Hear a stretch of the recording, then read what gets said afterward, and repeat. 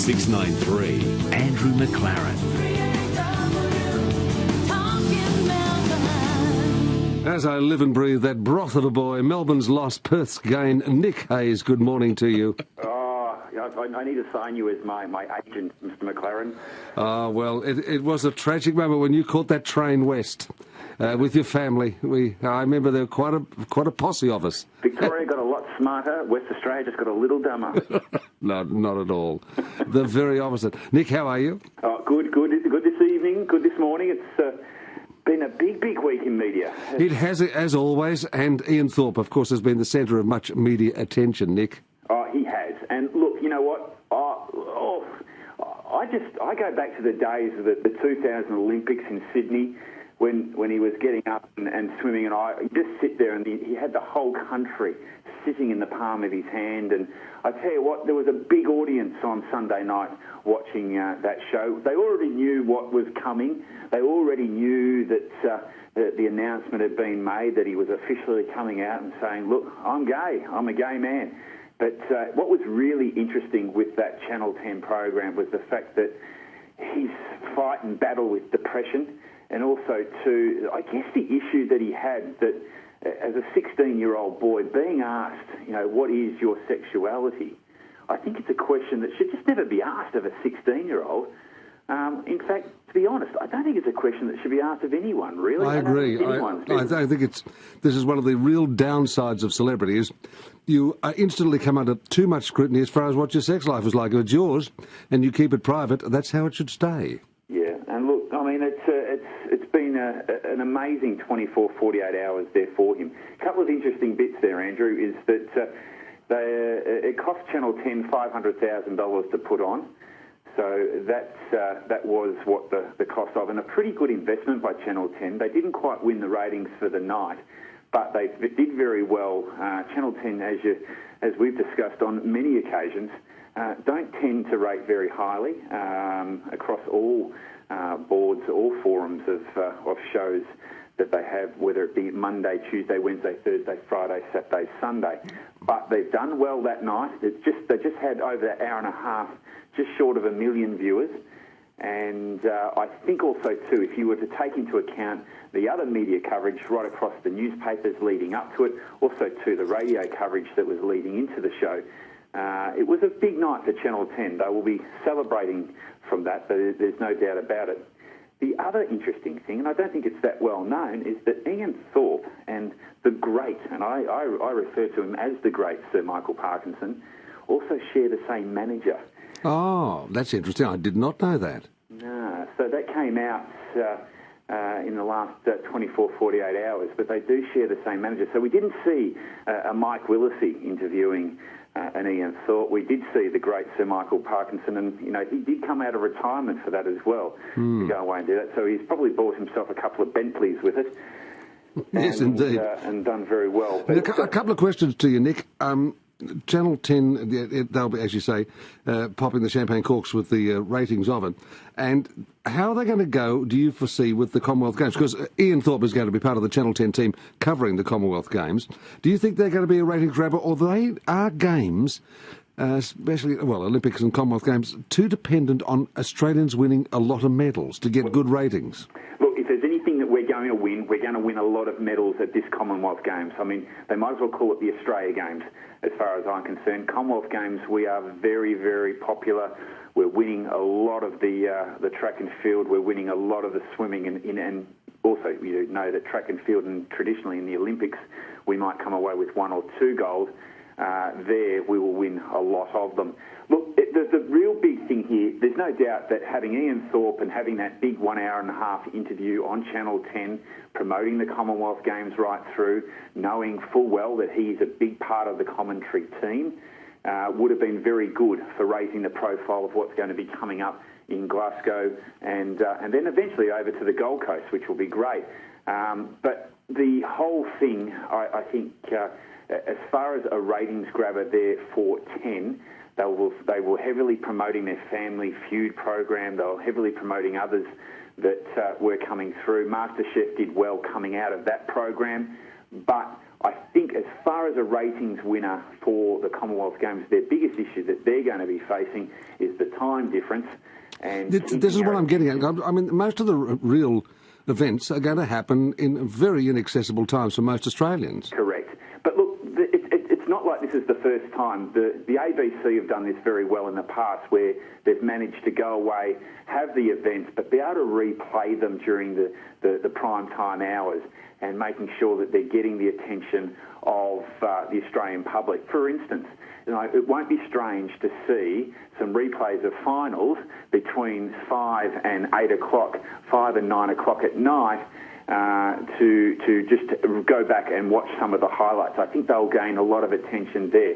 But when it's live, the time difference between us and Glasgow, it's just like, it won't make it worthwhile. It'd be like trying to watch the World Cup 3 weeks straight. It just won't happen. No. And and also too, we will do very well in these Commonwealth Games. So I think that's going to be, and what probably attracted Channel 10 to this, is that the Commonwealth Games, we traditionally win it. And that is something there that Australians on an international stage, even though just the Commonwealth stage, is something that we're not always completely used to, but we like winners, and if we've got a few in the pool and on the track and field, the viewers will come. Yeah. Interesting comment there. I think you're right, though. You grew up watching the Brisbane Commonwealth Games, did you? Oh, well, I just remember in primary school. I remember in primary school watching the Brisbane Commonwealth Games, and all my friends, we would just sit there and watch it, and we would see the Raylene Boyles and the Rob De Castellas. That might be a little bit later on, but the excitement that the Commonwealth Games brought. But that was right in our time. It was right in our time zone. It could be all the kids right across, whether you're in Queensland or whether you're in Western Australia, could sit there and watch it. This is something that they're going to miss out on here in Australia, and that upsets me a little bit, because that's what gets the kids out on the track and field. That's what gets them into the pools. That's what gets them to be active, and they need the heroes. Just to go back to Ian Thorpe for a moment, interesting question you raise here in your notes to me. You ponder, could we have handled a gay Ian Thorpe in Sydney in 2000? Well, that was one of the big questions that was put to... And what about sponsorship at that time for him, maybe? Yeah, that was the big question that was put to Ian. He that was something that he was trying to deal with, and I think he might have nailed it there by saying, well, look, I don't think Australia would have been ready for their champion to be gay. And that was probably at a time that was on the cusp of a lot of change in Australian society. And while we were being a lot more receptive to it, I mean, it was only 20 years ago, Andrew, that we were allowing gay men into the armed forces. It's not a long time between now and even 20 years ago. That's even pushing it, because even at that time they weren't accepted. No, that's right, yes. This is just that we had to, by law, do this. And for an Australian swimmer, he was such an icon. Would the sponsors have disappeared? Would the big sponsors got behind a gay Ian Thorpe? Ian thought no, and probably he was right to think that at the time. But what he has done on Sunday night has given a lot of hope, and also a lot of support to those that might be questioning their own sexuality, and the fact that Ian has finally and got over it and come out, well, he's probably done wonders for a lot of people. I think so, and I hope so too, and I hope he has a happier future ahead of him, because I think he's been through some tough times, and is still going through some, unfortunately. Now, we get to Canberra, Nick, and we have to deal with him sooner or later. Everyone has to if you're going to be in the media. The pup party and the man at the top. Well, the funny thing was, we talked about the torpedo.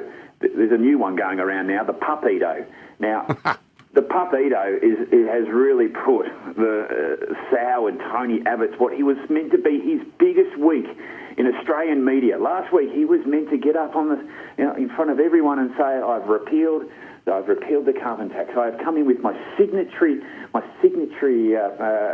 legislation, and just said, look, that's it, I'm on my way.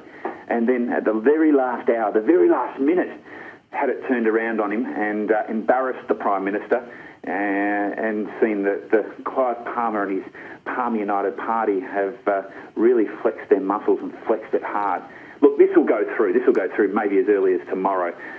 It's going to happen. But just the fact that the little bit of a couple of notes on the paper didn't quite go the way that Clive wanted them to go. It really demonstrates that he does have a stranglehold on this government, and if we don't go and do what he wants us to go away and do, then it's not going to be an easy run there for the Tony Abbott coalition government. Anything's going to get through the lower house, that's fine, but it's the Senate is the real worry. Of course. And interesting, I mentioned this on air the other morning. I'm surprised at how many people, in casual conversation I have, the name Clive Palmer often comes up if you talk politics at the moment. And somebody say, I don't mind him, I reckon he's good, I might vote for him next time. I'm amazed. To me, he's just a loose cannon, and he's just a little too wacky. But obviously there's a real groundswell for this guy. No, there is. Look, he came across last week very, very powerful as a bit of a white knight. And his legislation that he was wanting to put in, what he wanted changed, the amendment that he wanted to put in was he wanted to make sure that the savings were passed on to the general public, that the savings are passed on and that we would benefit from the fact that the carbon tax had disappeared.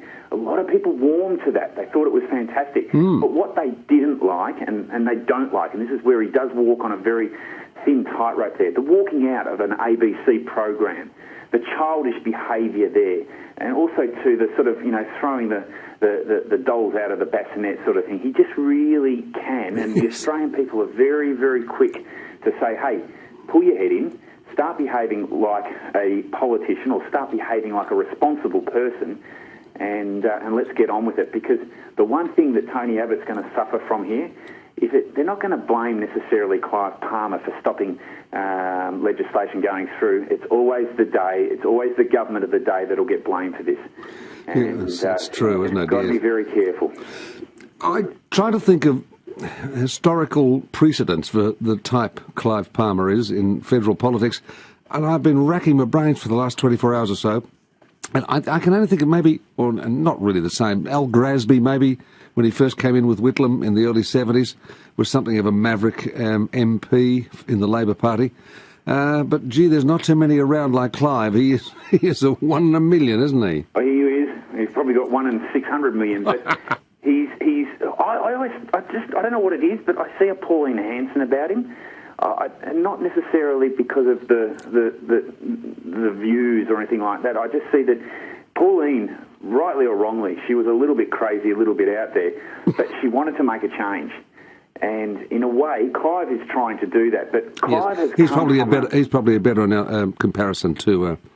Or she is a better comparison. Clive is an intelligent man. He knows what he's up to, and he knows the power and the balance of power that he has. He knows what he can wield here. We're going to see very interesting politics over the next 2.5 years. Indeed.